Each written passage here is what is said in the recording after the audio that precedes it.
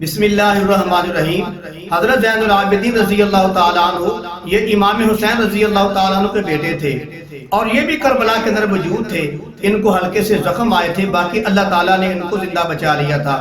اور یہ اہل بیت کے واحد پھول ہیں، یعنی کہ امام حسین رضی اللہ تعالیٰ عنہ کے واحد پھول ہیں جو کربلا کے میدان کے بعد 40 سال تک زندہ رہے، یعنی کہ اپنے والد محترم امام حسین رضی اللہ تعالیٰ عنہ کی شہادت کے بعد 40 سال تک زندہ رہے۔ اہل بیت کا سارا گھرانہ زین العابدین سے چلا ہے، اور یہ جو 12 امام ہیں، یہ جو شیعہ کہتے ہیں ہمارے 12 امام ہیں، یہ بھی زین العابدین رضی اللہ تعالیٰ عنہ سے چلے ہیں۔ سید زادوں کی ساری اولاد جو ہے زین العابدین سے چلی ہے، اور زین العابدین رضی اللہ تعالیٰ عنہ نے اپنی آنکھوں سے کربلا کا سارا منظر دیکھا ہے۔ اور پھر زین العابدین سے پوچھتے ہیں کہ تمہارے بابا کو شہید کس نے کیا، یعنی کہ آپ کے والد محترم امام حسین رضی اللہ تعالیٰ عنہ کو شہید کس نے کیا، آپ کے بھائی علی اکبر کو شہید کس نے کیا،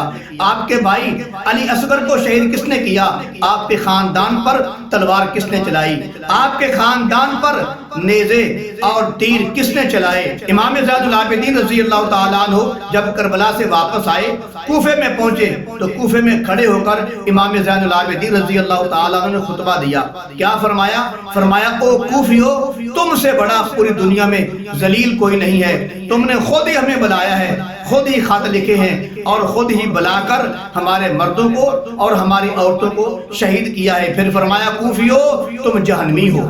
اور ان کے گھر کے 21 افراد کو جو شہید کیا ہے، 72 افراد تھے کربلا کے میدان میں، 51 ان میں سے صحابہ کرام تھے اور ان کی اولادیں تھی، اور 21 جو ہیں یہ اہل بیت کے گھرانے کے تھے۔ تو معلوم ہوا کہ کوفے کے میدان میں جن لوگوں نے امام حسین رضی اللہ تعالیٰ عنہ کے گھرانے کے 21 افراد کو ظلماً شہید کیا تھا وہ شیعہ تھے، کیونکہ جو امام حسین رضی اللہ تعالیٰ عنہ کو خط وصول ہوئے تھے، ان کے خطوں کے اندر لکھا ہوا تھا کہ آپ آ جائیں، ہم شیعہ علی ہیں۔ تو معلوم ہوا کربلا کے میدان میں جن لوگوں نے امام حسین رضی اللہ تعالیٰ عنہ اور ان کے پورے گھرانے کو ظلماً شہید کیا ہے وہ شیعہ حضرات ہیں۔